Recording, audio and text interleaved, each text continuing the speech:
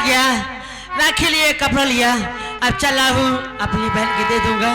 मेरी बहन मेरे कलाई में राखी बांध देगी, चला हूँ। भगवान ये मैं क्या देख रहा हूँ, यहाँ तो खून की छींटे, इसका मतलब मेरी दीदी का खून।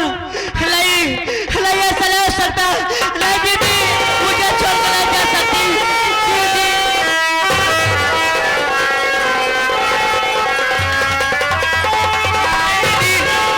दीदी मैं आ रहा हूँ तेरे पास, आ रहा हूँ दीदी, मुझे छोड़कर मत जा दीदी।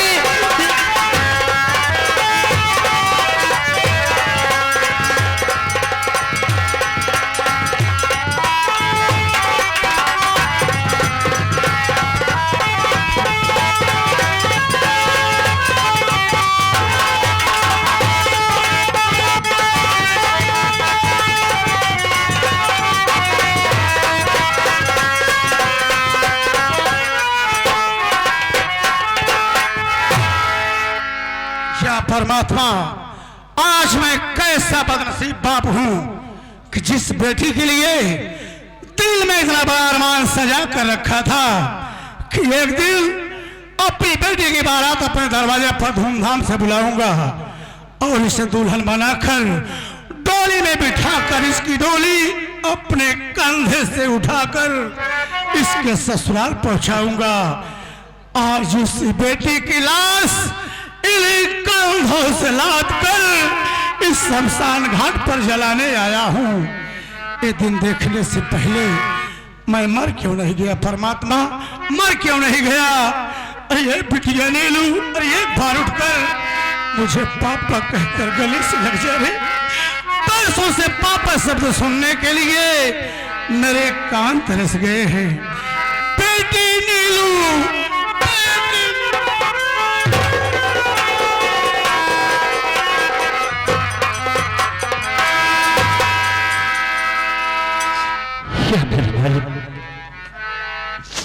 मैं तो अपने बच्चे की लाश को लेकर शमशान घाट पर आ गया,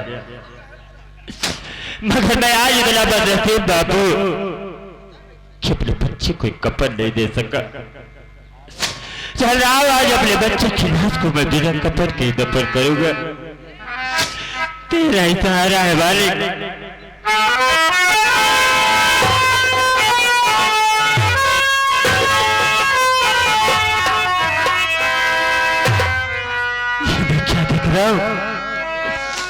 कि एक ऐसा इंसान है जो शमशान घाट पे लाश के पास बैठ के रो रहा है। चल रहा हूं इसके पास, चलता हूं, हो सके तो मेरे बच्चे के लिए कफन की व्यवस्था हो सके, जो कि मैं अपने बच्चे को एक कफन दे सकूं। चल रहा हूं इसके पास।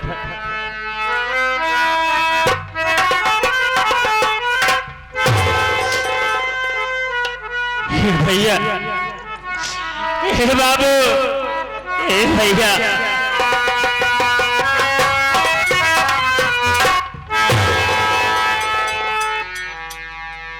तू कैसा इंसान है?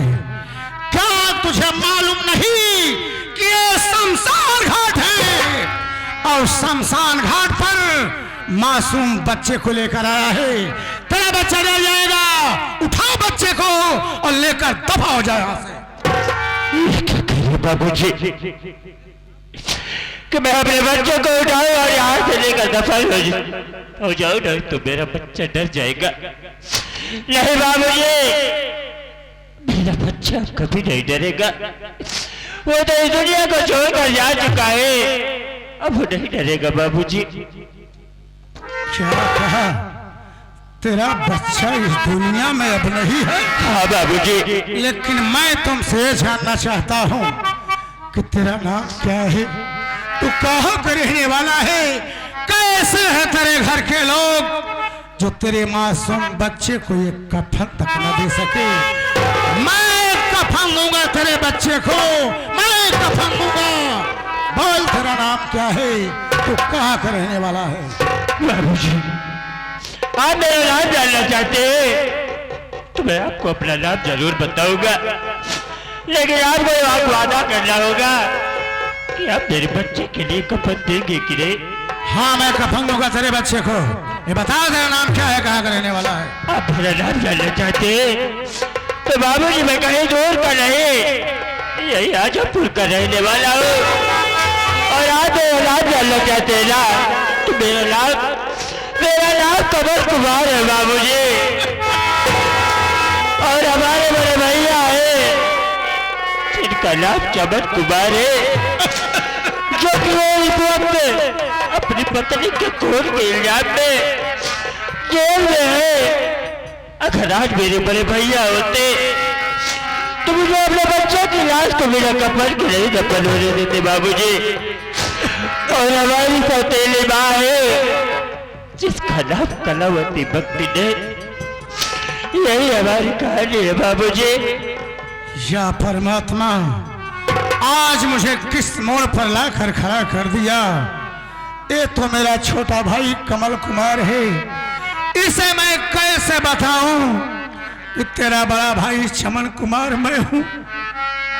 अरे मुन्ना कमल, मुझे गौर से देख, मैं कोई गैर नहीं रे, मैं कोई गैर नहीं, तेरा बदनसीब भाई चमन कुमार मैं हूं मुन्ना।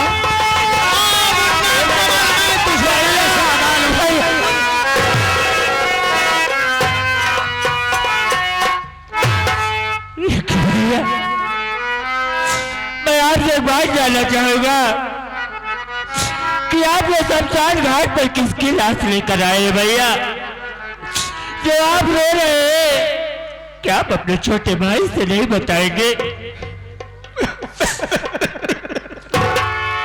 अरे मुन्ना कमल, ये कोई गैर नहीं है रे।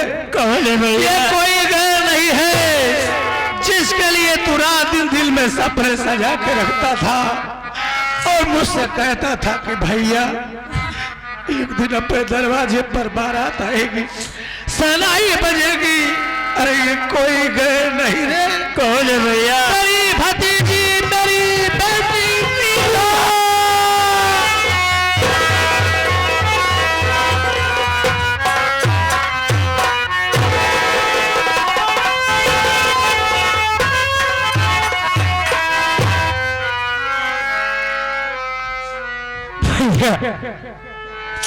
आखिर ये सब कैसे हुआ? और नीलू बिटिया की जान किसने ली भैया? बोलो भैया। बेटी नीलू कुमार ने में सारा हाथ अपनी सौतेली माँ कलावती भक्तिन का है, लेकिन इसे मारने वाला ओ कमीना दरोगा सितमलाल सक्सेना है, जिसे मैं मौत के घाट उतार दिया मुन्ना। लेकिन मैं तुमसे ये जानना चाहता हूँ कि तेरा मासूम बच्चा कैसे मरा, क्या बीमार था? बोल मेरे भाई, तेरे मासूम बच्चे की मौत कैसे हुई मुन्ना? नहीं भैया, मेरा मासूम तो बेटा बीमार नहीं था। आप बोल रहे हैं ना कि नीलू बिटिया की जान लेने में अपनी सौतेली माँ कलावती भक्ति कहाँ थे, तो आज मुझे विश्वास हो गया भैया कि मेरे बच्चे की जान कोई और नहीं, अपनी सौतेली माँ कलावती भक्ति ले लिया है, जो कि मैं अपने बच्चे के खून के इल्जाम में मैं अपनी पत्नी को मार मार कर पुलिस के हवाले कर दिया भैया। क्या कहा मुन्ना कमल? तेरे मासूम बच्चे का खून करने वाली अपनी सौतेली माँ कलावती भक्ति है। हाँ भैया। अरे मुन्ना कमल, ले पहले बच्चों की लाश का अंतिम संस्कार कर, उसके बाद हम दोनों भाई चलेंगे कलावती भक्ति के पास। ले मुन्ना। नहीं भैया, बड़े भाई के होते हुए छोटे भाई का अधिकार नहीं होता कि अपने बच्चों की लाश को जलाकर दफन करे। आप हमसे बड़े हैं, आप ही दोनों बच्चों की लाश को जलाकर अंतिम संस्कार कीजिए। ठीक है मुन्ना कमल, यदि तू चाहता है कि बच्चों की लाश का अंतिम संस्कार मैं करूं, हाँ भैया, तो मैं ही करूंगा मुन्ना, मैं ही करूंगा। और ये मुन्ना, आज तो कितना खुश नसीब है रे, भाई बहन एक साथ जी तो ना सके, लेकिन आज एक साथ एक कफन में एक चिता पर जलने जा रहे हो मुन्ना। तू बहुत खुश नसीब है रे, तू बहुत खुश नसीब है।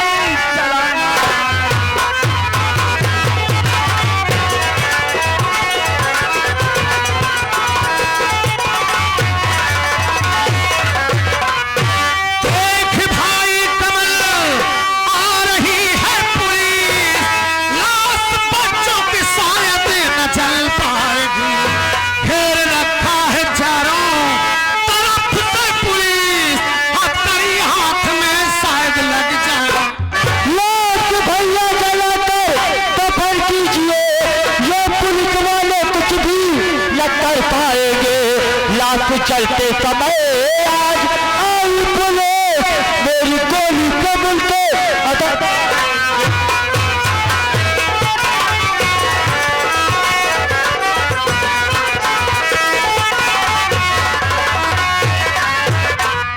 भैया अब दोनों बच्चों की लाश को जलाकर अंतिम संस्कार कीजिए। आज मैं देखता हूँ कि अगर लाश चलते समय पुलिस वाले आए तो मेरी बंदूक की गोली से मैं केक को पुलिस वाले को भून डालूंगा। भैया मुन्ना कमल, तू कानून को हाथ में लेगा? नहीं मुन्ना, कानून का बागी मैं हूं। मैं नहीं चाहता जिस भाई के हाथ में कलम पकड़ाया आज उसके हाथ में बंदूक हो। नहीं मुन्ना, ला बंदूक मुझे दे, पुलिस को मैं संभालता हूं और ले जाने बच्चों की लाश का अंतिम संस्कार कर। नहीं भैया, आप हमसे बड़े हैं और आप ही दोनों बच्चों की लाश को जलाकर अंतिम संस्कार कीजिए। आज मैं देखता हूँ पुलिस वाले अगर लाश जलते समय आए तो मैं अपनी बंदूक की गोली से पुलिस वाले को भून डालूंगा। भैया कमल, अभी तू नादान है, तुझे क्या मालूम कि पुलिस वालों से कैसे निपटा जा सकता है। इसलिए जितना कर, ला बंदूक मुझे दे, पुलिस को मैं संभालता हूँ और ले जान बच्चों की लाश का अंतिम संस्कार कर। अभी तेरा बड़ा भाई चमन कुमार इतना कमजोर नहीं है मुन्ना, अभी तो 100 पुलिस पर मैं अकेला भारी हूँ। ला बंदूक मुझे दे, पुलिस को मैं संभालता हूँ और ले जान बच्चों की लाश का अंतिम संस्कार कर, तुझे मेरी कसम। क्या कह रहे हो भैया, आज इतने दिनों बाद आपसे मुलाकात हुई और आप मुझे अपनी कसम देकर मजबूर कर दिए। यही डर लग रहा है कि आज ये बंदूक मैं आपको दे दूंगा, फिर आपसे शायद दोबारा मुलाकात हो कि ना हो। भैया यही डर लग रहा है। मुन्ना कमल, तू रोता क्यों है? मुझे कुछ नहीं होगा, मैं तुमसे बहुत जल्द मुलाकात करूंगा। देर मत कर, उठा बच्चों की लाश, ले जा अंतिम संस्कार कर, नहीं तो पुलिस आ जाएगी तो ये जान मुश्किल में पड़ जाएगी। उठा बच्चों को। ठीक है भैया।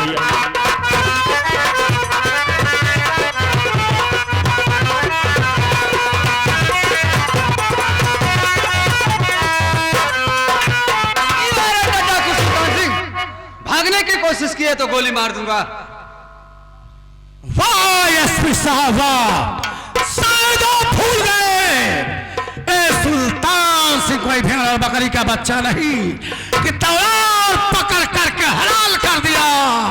सुल्तान सिंह को गिरफ्तार करने के लिए लोहे के हाथ चाहिए, लोहे का।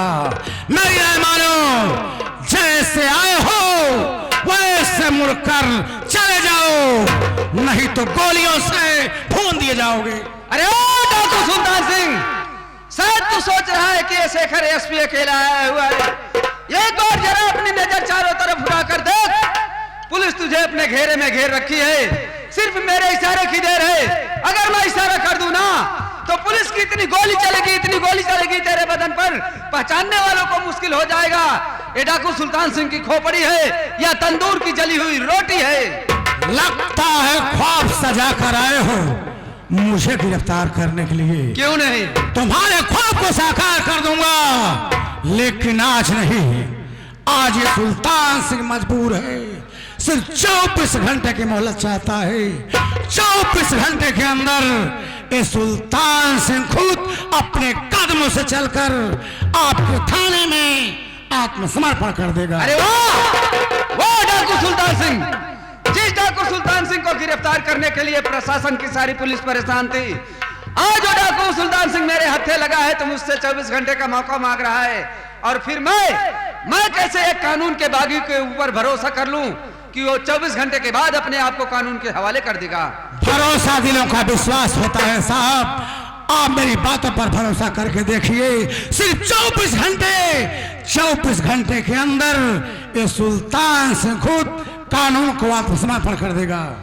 डाकू सुल्तान सिंह, मुझे तुम्हारी बातों में दम दिखाई दे रहा है। मैं तुम्हें 24 घंटे का मौका दे रहा हूं, लेकिन एक बात याद रखना, 24 घंटे के बाद अगर तुम अपने आप को कानून के हवाले ना किए तो जहां कहीं मुझे मिलोगे मैं तुम्हें गोली मार दूंगा। सुल्तान सिंह जो कहता है उसे करता है साहब। आप घड़ी देखते रहना, सिर्फ 24 घंटे से एक भी मिनट ज्यादा हुआ तो आपके बंदूक की गोली होगी, ये सुल्तान सिंह का सीना होगा। मैं जा रहा हूं। जाओ। साहब बोलो, बात क्या है साहब? जो सुल्तान सिंह को आप वर्षों से तलाश कर रहे थे वही सुल्तान सिंह आपके सामने आया, आप उसे छोड़ दिए। बात क्या? चौकीदार, मैं ये सोच रहा हूँ कि अकेला डाकू सुल्तान सिंह को मारकर क्या करूंगा। जी साहब। मैं ये सोच रहा हूँ कि मुझे पता लगाना है डाकू सुल्तान सिंह का अड्डा कहाँ कहाँ है। जी साहब। उधर डाकू सुल्तान सिंह के पीछे पुलिस लगी है। जी साहब। इधर हमको और तुमको चल करके पता लगाना है कि डाकू सुल्तान सिंह का अड्डा कहाँ कहाँ है। जी साहब। जहाँ जहाँ इसका अड्डा मिले इसके अड्डे को तबाह कर देना है और इसके गिरोह में जितने भी आदमी मिले सबके हाथ में हथकड़ी लगा करके अदालत में पेश करना है। ठीक है आओ साहब। चले चलते हैं।